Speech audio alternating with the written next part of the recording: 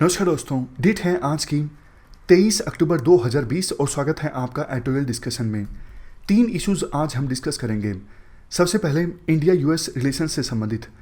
दूसरे नंबर पे Indian express का एक आर्टिकल हम डिस्कस करेंगे मिलेट्स से संबंधित। तीसरे नंबर पे हिंदू का आर्टिकल हम डिस्कस करेंगे यूएन के रीबर्थ के बारे में। कल यानी 24 अक्टूबर को यूएन को बने 75 ईयर्स पूरे हो जाएंगे।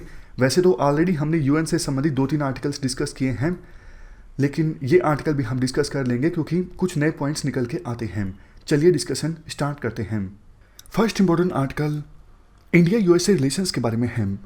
आप जनरल स्टडी पेपर 2 के इस टॉपिक से आर्टिकल को रिलेट कर सकते हो। ये सारे पॉइंट्स हम कवर करेंगे इस आर्टिकल को डिस्कस करते वक्त। शुरुआत में देखो, इंट्रोडक्शन में 2016 के एक इंसिडेंट का जिक्र किया जाता है। नवंबर 2016 में यूएसए में प्रेसिडेंशियल इलेक्शंस थे। ओबामा उस समय राष्ट्रपति थे और ओबामा एक इशू को काफ़ी ज़्यादा प्रमोट कर रहे थे। वो इशू था Paris climate change agreement. Obama चाहते थे जल्द से जल्द Paris climate change agreement sign हो और इसका फ़ायदा डेमोक्रेटिक पार्टी को हो।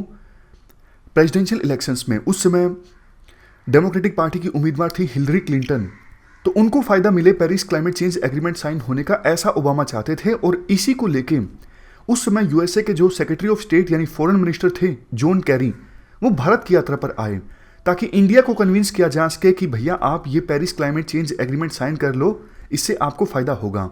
तो उस विजिट के दौरान यूएसए के secretary of state John Kerry और इंडिया की फॉरेन मिनिस्टर सुषमा स्वराज के बीच डिटेल्ड डिस्कशन हुई थी। यूएसए ने इंडिया को कन्विंस कराने की कोशिश की थी कि आप ये एग्रीमेंट साइन कर लीजिए। यूएसए ने ये कहा था 2020 के बाद डेवलप कंट्रीज हर साल $100 बिलियन देंगे डेवलपिंग कंट्रीज को as a part of green climate fund, ताकि इस फंड की सहायता से इंडिया समेत बाकी डेवलपिंग कंट्रीज क्लाइमेट चेंज से अडॉप्ट कर सकें और रिन्यूएबल टेक्नोलॉजीज पर काम कर सकें। तो एक प्रकार से इंडिया को लालच दिया गया था कि आप जल्द से जल्द ये Paris climate change agreement sign कर लीजिए। वैसे तो देखो, इंडिया वेट कर सकता था इस एग्रीमेंट को साइन करने के लिए, क्योंकि ट्रंप जो रिपब्लिकन पार्टी के उम्मीदवार थे 2016 के प्रेसिडेंशियल इलेक्शंस में, वो पेरिस क्लाइमेट चेंज एग्रीमेंट का पूरी तरह से विरोध कर रहे थे। तो इंडिया को हालांकि रुकना चाहिए था, यूएसए के प्रेसिडेंशियल इलेक्शंस की आउटकम का इंतजार करना चाहिए था, बट इंडिया ने इंतजार नहीं किया। प्रधानमंत्री मोदी ने उस समय अनाउंस किया था कि 2 अक्टूबर को महात्मा गांधी के बर्थडे पर हम पेरिस क्लाइमेट चेंज एग्रीमेंट को रेटिफाई कर देंगे, और ऐसा ही हुआ। लेकिन इसका नतीजा क्या निकला? इसका नतीजा देखो ये निकला, हिलरी क्लिंटन यानी डेमोक्रेटिक पार्टी तो इलेक्शन जीती नहीं यूएसए में, इलेक्शन जीते ट्रंप, जो कि पेरिस क्लाइमेट चेंज एग्रीमेंट के विरोध में थे। जल्द ही 1 जून 2017 को यूएसए के नए राष्ट्रपति ट्रंप ने यह अनाउंस किया कि USA Paris climate change agreement से बाहर आ जाएगा। यूएसए ने यह भी कहा यूएसए की जो कमिटमेंट्स हैं ग्रीन क्लाइमेट फंड के प्रति वो अनफेयर हैं, हम कोई पैसा नहीं देंगे ग्रीन क्लाइमेट फंड में। ट्रंप ने इवन ये भी बोल दिया इंडिया जैसे देशों ने इस एग्रीमेंट को इसीलिए ज्वाइन किया है ताकि बिलियंस ऑफ बिलियंस डॉलर हासिल किए जा सके डेवलप कंट्रीज से। इवन यूएसए के राष्ट्रपति ने इस बात पर भी ध्यान नहीं दिया कि भाई आपने ही तो बोला था कि 2020 के बाद हर साल ग्रीन क्लाइमेट फंड से $100 बिलियन मिलेंगे डेवलपिंग कंट्रीज को। तो ये एक मेजर रीजन था जिसकी वजह से डेवलपिंग कंट्रीज इंक्लूडिंग इंडिया ने पेरिस क्लाइमेट चेंज एग्रीमेंट को साइन किया था। अब देखो, इसके बाद राइटर ये बोलते हैं ये तो हमने बात की 2016 की घटना की, अब ठीक उसी प्रकार से सिचुएशन देखने को मिल रही है। यूएसए के जो सेक्रेटरी ऑफ स्टेट हैं माइक पोम्पियो, वो भारत की यात्रा पर आ रही हैं, जबकि यूएसए में प्रेसिडेंशियल इलेक्शंस हैं नवंबर में। माइक पोम्पियो क्यों आ रहे हैं इलेक्शन से ठीक पहले? ना सिर्फ इंडिया बल्कि श्रीलंका, मालदीव और इंडोनेशिया की यात्रा पर। 25 अक्टूबर से लेकर 30 अक्टूबर के बीच यूएसए के secretary of state India, Sri Lanka, Maldives, Indonesia की यात्रा पर रहेंगे। मकसद इस यात्रा का ये है इन देशों से एक स्ट्रॉन्ग पब्लिक स्ट्रेटेजिक कमिटमेंट हासिल की जा सके कि ये जो देश हैं श्रीलंका, मालदीव, इंडोनेशिया, इंडिया, ये यूएसए का साथ देंगे इंडो पैसिफिक रीजन में यूएसए के प्लान्स को पूरा करने के लिए। अब आप बताइए, इंडो पैसिफिक रीजन में यूएसए के प्लान है क्या? इंडो पैसिफिक रीजन में देखो यूएसए का प्लान है चाइना को कंटेन करना, चाइना को एक्सपेंड होने से रोकना, चाइना की हेजमनी को बढ़ने से रोकना। तो इन देशों की कमिटमेंट हासिल करने के लिए यूएसए के विदेश मंत्री आ रही हैं और ये बात यूएसए के सेक्रेटरी ऑफ स्टेट ने छुपाई भी नहीं है। वेडनेसडे को वाशिंगटन में यूएसए के सेक्रेटरी ऑफ स्टेट ने कहा कि वो बात करेंगे इन देशों के साथ कैसे चाइनीज कम्युनिस्ट पार्टी के द्वारा जो थ्रेट पोज की जा रही है विभिन्न देशों को, उस थ्रेट से निपटा जा सकता है विभिन्न देशों के द्वारा मिलके। ये बात साफ तौर पे बोली यूएसए के सेक्रेटरी ऑफ स्टेट ने। इवन कुछ हफ्ते पहले क्वाड की जब फॉरेन मिनिस्टर्स की मीटिंग हुई थी टोक्यो में, उस समय भी यूएसए के सेक्रेटरी ऑफ स्टेट पोम्पियो ने ये बोला था कि क्वाड के जो मेंबर कंट्रीज हैं उनको कोलैबोरेट करना चाहिए ताकि अपने लोगों को, अपने पार्टनर्स को प्रोटेक्ट किया जा सके चाइनीज कम्युनिस्ट पार्टी के एक्सप्लोटेशन से, करप्शन से और कोअर्जन से। जबकि देखो इसके ठीक विपरीत क्वाड को लेके हमारा क्या स्टैंड है? क्वाड को लेके जो हमारा स्टैंड है, प्रधानमंत्री मोदी ने संग्री-ला डायलॉग जून 2018 में वर्ल्ड के सामने रखा था। उस स्पीच में प्रधानमंत्री ने बोला था क्वाड जो है वो किसी एक कंट्री के अगेंस्ट नहीं है। हाँ, अब आपके मन में आया होगा कि 2018 से लेके अभी तक तो सिचुएशन चेंज हो चुकी है ना। 15 जून की गलवान वैली के इंसिडेंट के बाद हालात चेंज हुए हैं ना। ये बात सच है, बट अभी भी इंडियन गवर्नमेंट ने ये मेंटेन किया है कि चाइना के साथ जो भी इश्यूज हैं उन इश्यूज को इंडिया बायलैटरल लेवल पर सोल्व करेगा। इसके बाद राइटर ये कहती हैं देखो हमें संभल के फैसले लेने चाहिए। ऐसा नहीं कि अभी यूएसए के जो सेक्रेटरी ऑफ स्टेट आ रहे हैं उनके कहने पर इंडिया चाइना के अगेंस्ट स्टेटमेंट दे दे या फिर कोई ऐसी स्टेटमेंट दे दे जिससे कि चाइना नाराज हो जाए। यूएसए का हमें पता नहीं है ना, यूएसए पे भरोसा नहीं किया जा सकता। चलो आप यूएसए छोड़िए, माइक पोम्पियो ये अभी चाइना के, ये यूएसए के सेक्रेटरी ऑफ स्टेट हैं। नवंबर में इलेक्शन है। अभी तक जितने भी पोल्स हैं वो बोल रहे हैं कि ट्रंप के जीतने की संभावना काफ़ी कम है। इवन ट्रंप जीत भी जाते हैं तो माइक पोम्पियो फिर से सेक्रेटरी ऑफ स्टेट होंगे, इसकी भी कोई गारंटी नहीं है। इवन माइक पोम्पियो भी सेक्रेटरी ऑफ स्टेट हो गए मान लीजिए, इसकी कोई गारंटी नहीं है कि अभी चाइना के अगेंस्ट ट्रंप काफ़ी ज़्यादा बोल रहे हैं, क्योंकि इलेक्शंस हैं। जैसे हमारे देश में इलेक्शंस में पाकिस्तान के खिलाफ काफ़ी ज़्यादा बोला जाता है, उसी प्रकार से यूएसए में इलेक्शंस हैं, चाइना के खिलाफ काफ़ी ज़्यादा बोला जा रहा है। लेकिन इलेक्शन खत्म होने के बाद ट्रंप अगर राष्ट्रपति बनते हैं तो क्या वो उतना ही चाइना के खिलाफ बोलेंगे जितना कि अभी बोल रहे हैं? इस बात की कोई गारंटी नहीं है। और असल बात तो ये है, ज़्यादातर पोल्स अभी तो ये दिखा रहे हैं कि ट्रंप के जीतने की संभावना काफ़ी कम है। कहीं ऐसा ना हो कि ट्रंप के कहने पर अभी हम चाइना के अगेंस्ट स्टेटमेंट दे दें और कल को जो बिडेन जीत जाएं, वो चाइना के साथ रिलेशंस इंप्रूव करने को प्राथमिकता दें, तो फिर तो इंडिया बीच में फंस गया ना। क्योंकि यूएसए के कहने पर इंडिया ने चाइना के अगेंस्ट स्टेटमेंट दी थी, इंडिया के रिलेशंस और ज़्यादा खराब हो गए यूएसए के साथ, और कल को इलेक्शन के बाद यूएसए फिर से रिलेशंस इंप्रूव करना स्टार्ट कर दे चाइना के साथ, फिर इंडिया को क्या फ़ायदा होगा? इसके बाद आर्टिकल में कहा जाता है कि यूएसए के सेक्रेटरी ऑफ स्टेट के साथ यूएसए के डिफेंस सेक्रेटरी भी आएंगे मार्क इस पर, और इंडिया और यूएसए के बीच 2+2 मिनिस्ट्रियल डायलॉग का 3rd एडिशन ऑर्गेनाइज होगा। 2+2 डायलॉग में दोनों देशों के डिफेंस मिनिस्टर्स और फॉरेन मिनिस्टर्स की मुलाकात होती है। देखो अभी तक तो चाइना एलिफेंट इन रूम था। एलिफेंट इन रूम का मतलब ये होता है कोई ऐसा इशू जिसके बारे में पता सबको है लेकिन कोई बात नहीं करना चाहता। तो पहले चाइना की एग्रेसिवनेस को के बारे में सबको पता था लेकिन बात नहीं करते थे, बट अब काफ़ी बदलाव आ चुका है कोविड-19 के बाद और गलवान वैली के इंसिडेंट के बाद। अब चाइना एक मेजर एजेंडा होगा 2+2 डायलॉग में। अब वो वाली सिचुएशन नहीं है कि कोई बात नहीं करना चाहता, अब चाइना के इशू पर भी बात होगी। इसके अलावा और बहुत सारी ऐसी चीज़ें हैं जिसको लेके इंडिया यूएसए के साथ कोलैबोरेट करना चाहेगा बीजिंग के चैलेंज को काउंटर करने के लिए। देखो जैसे इंडिया और चाइना के बॉर्डर पर यानी एलएसी पर अभी कंडीशंस ख़राब हैं।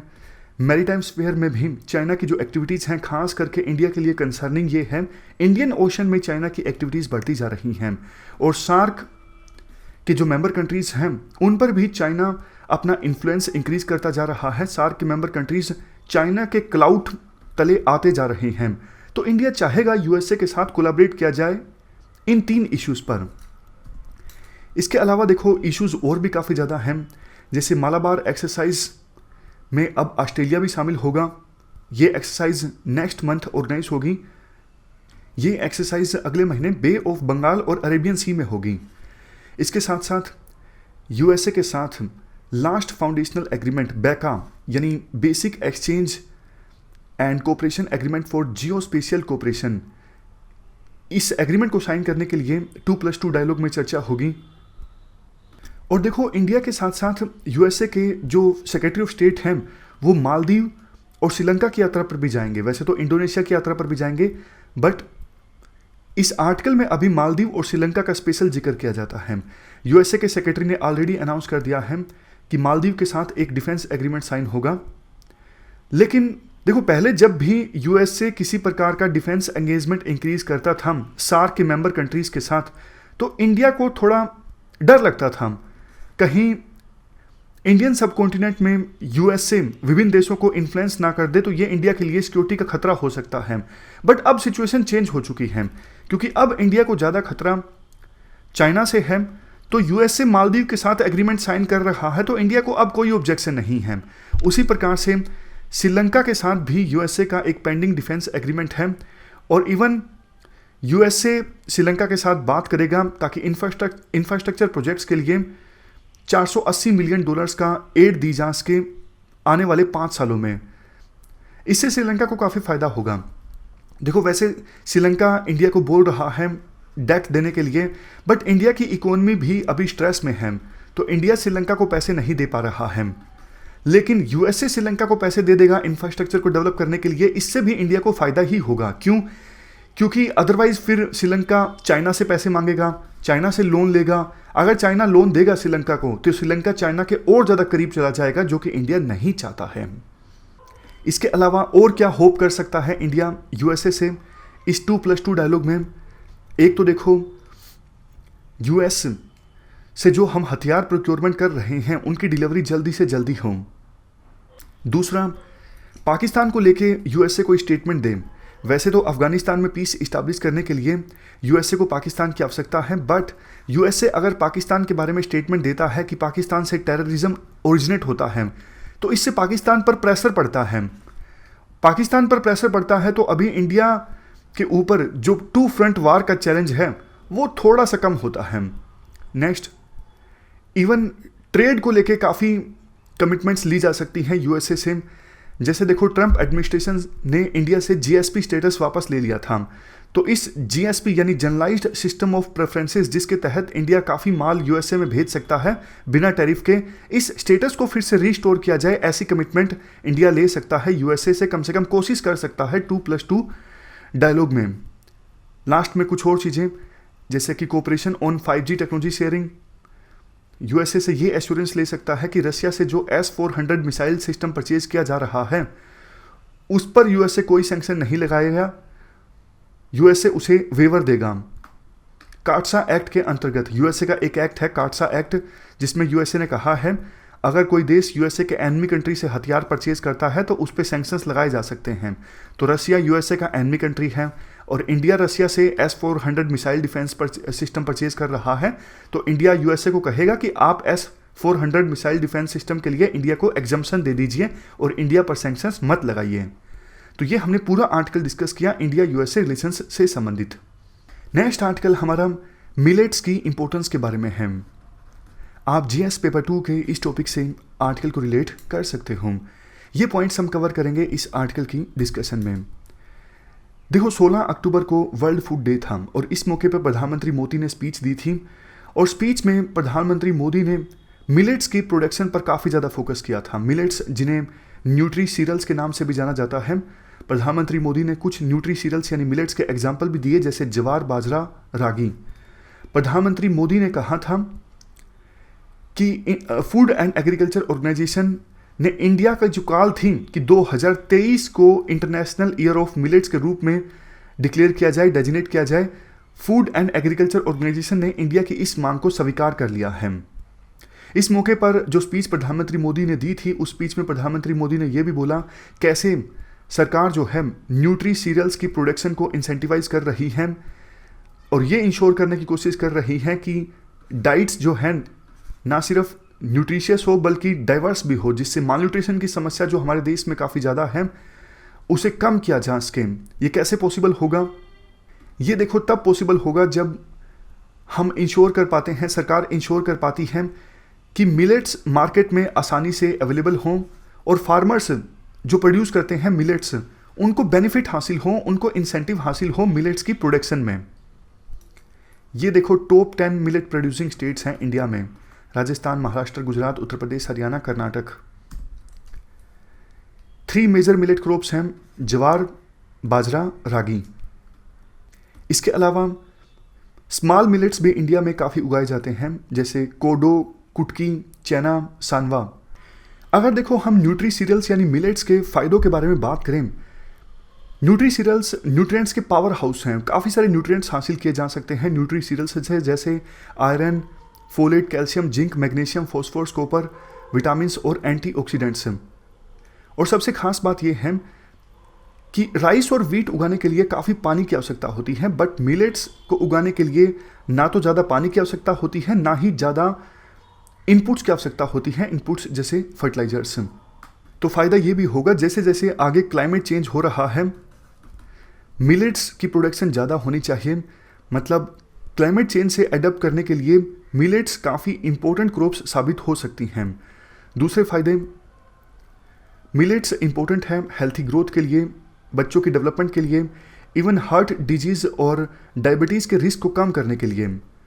मिलेट्स ज़्यादातर देखो स्मॉल और पुअर फार्मर्स के द्वारा उगाए जाते हैं ड्राई, लो फर्टाइल और माउंटेनियस रीजन्स में।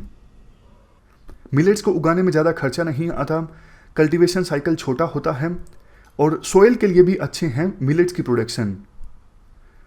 इंडिया की काफ़ी जो डाइवर्स एग्रो क्लाइमेटिक कंडीशंस हैं उनमें उगाने के लिए मिलेट्स काफ़ी ज़्यादा सूटेबल हैं। मतलब मिलेट्स की प्रोडक्शन ज़्यादा हो सकती है इंडिया की डाइवर्स एग्रो क्लाइमेट कंडीशंस के हिसाब को देखते हुए अगर हम बोलें। इसके बाद आर्टिकल में बोला जाता है, देखो 1960s में तो आई थी ग्रीन रेवोल्यूशन, उससे पहले मिलेट्स को इंडिया में काफ़ी ज़्यादा उगाया भी जाता था, काफ़ी ज़्यादा कंज्यूम भी किया जाता था। Indian council of agriculture research के डेटा के अनुसार 1960 से पहले खरीफ सीजन में 46% बाजरा की क्रॉप प्रोडक्शन होती थी टोटल प्रोडक्शन की, और 13% होती थी सिर्फ राइस की। उसी प्रकार से चिकपी की रबी सीजन में क्रॉप प्रोडक्शन होती थी 42% और वीट की सिर्फ 4.3%। लेकिन ग्रीन रेवोल्यूशन आने के बाद सब चेंज हो गया। ग्रीन रेवोल्यूशन आने के बाद राइस और वीट के हाई यील्डिंग वेराइटीज़ को डेवलप किया गया। गवर्नमेंट ने काफ़ी ज़्यादा एमएसपी डिक्लेयर किया वीट और राइस के लिए। इसका एक अनडिजायर्ड कंसिक्वेंस देखो ये हुआ, मिलेट्स को उगाना बहुत ज़्यादा कम कर दिया किसानों ने। मिलेट्स को पुअर पर्सन का फूड माना जाने लगा। मतलब कंज्यूमर्स की जो परसेप्शन थी मिलेट्स को लेके वो चेंज हो गई।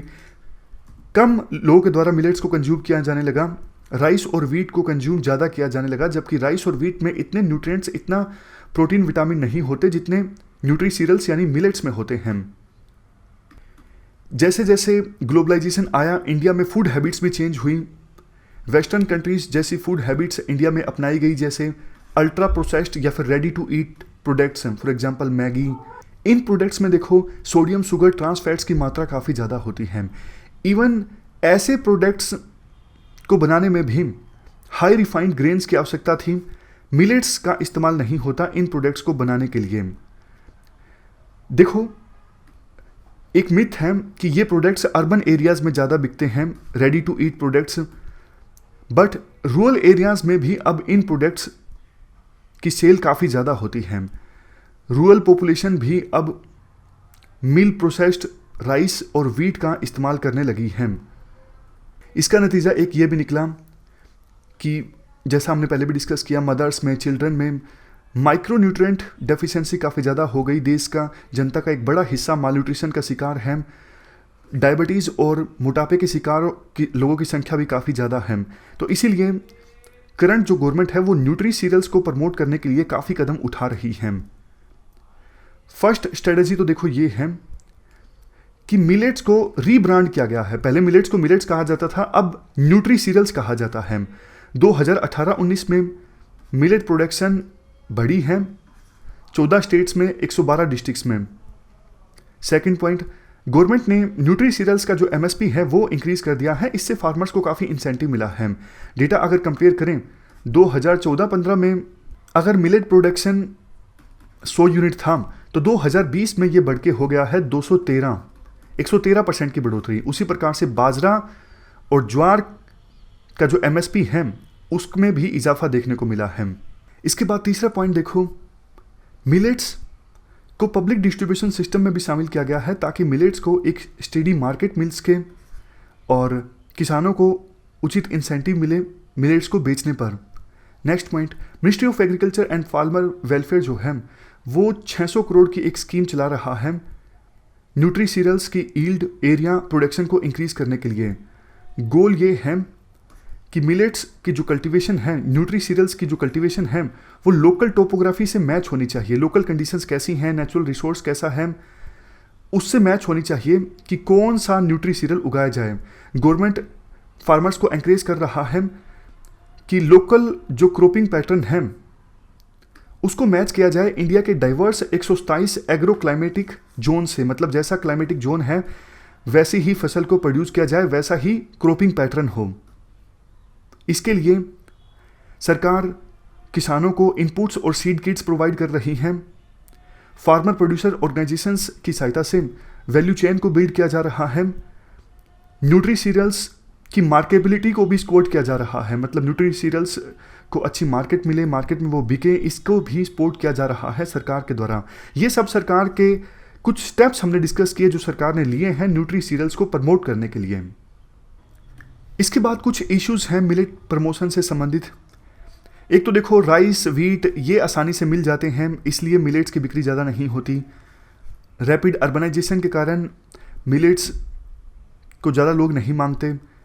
मतलब रूरल एरियाज़ में ज़्यादा पसंद किया जाता है मिलेट्स को। न्यूट्री सीरियल्स फूड्स को डेवलप करना, प्रिपेयर करना काफ़ी टेढ़ा काम होता है, टाइम भी लगता है। और फूड हैबिट्स जो हैं वो धीरे धीरे इंडिया में चेंज हुई हैं, खास करके ग्लोबलाइजेशन के बाद। इस वजह से भी मिलेट्स को कम पसंद किया जाता है। Nutritious cereals socially less valued हैं, मतलब सोशल स्टेटस नहीं माना जाता मिलेट्स को खाने में। तो कंक्लूजन में यही राइटर बोलते हैं, ये जन मूवमेंट होनी चाहिए मिलेट्स की प्रोडक्शन। सरकार अपनी तरफ से प्रयास उठा रही है वो तो ठीक है, बट जैसे देखो खादी को लेके जन भागीदारी देखने को मिली जनता में कि हाँ खादी को प्रमोट करना है, उसी प्रकार से मिलेट्स और न्यूट्री सीरियल्स की प्रोडक्शन हो इंडिया में, कंजम्पशन हो इंडिया में, इसके लिए लोगों को ही सामने आना पड़ेगा, सिविल सोसाइटीज़ को सामने आना पड़ेगा। तो ये हमने पूरा आर्टिकल डिस्कस किया मिलेट्स की प्रोडक्शन के बारे में। चलते हैं आगे। नेक्स्ट आर्टिकल यूएन से संबंधित है। आप जीएस पेपर 2 के इस टॉपिक से आर्टिकल को रिलेट कर सकते हो। कल यानी 24 अक्टूबर को यूएन को बने 75 साल पूरे हो जाएंगे। तो ये एक मौका है यूएन की फेलियर को एसेस करने का। एक तरफ देखो, जहाँ जब यूएन इस्टेब्लिश हुई थी सेकेंड वर्ल्ड वॉर के बाद, तो यूएन से काफ़ी उम्मीदें थी। जस्ट और peaceful world order UN establish करेगा मल्टीलेटरल कोऑपरेशन की सहायता से, और इसके साथ साथ ये इंश्योर करेगा विभिन्न देश जो हैं इंटरनेशनल लॉ को फॉलो करें और जो गरीब देश हैं उनको भी अपलिफ्ट किया जाएगा। ये सब सोचा गया था। लेकिन दूसरी तरफ देखो, जब यूएन बनी थी तो कुछ देशों को स्पेशल प्रिविलेजेस दी गई थी।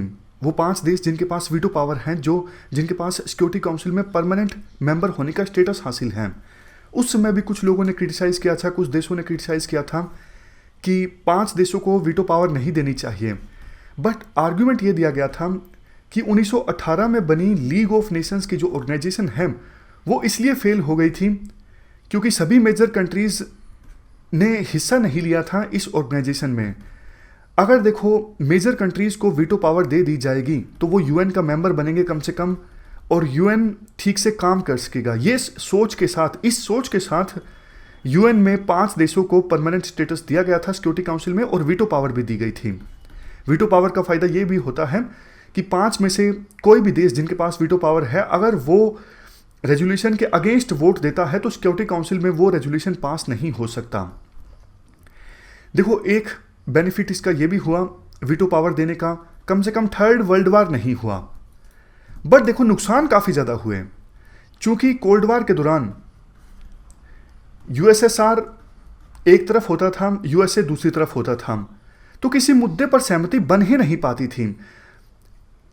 ऑलमोस्ट हर एक मुद्दे पर अगर यूएसए राजी होता तो यूएसएसआर अपनी वीटो यूज करता, अगर यूएसएसआर राजी होता तो यूएसए अपनी वीटो यूज करता।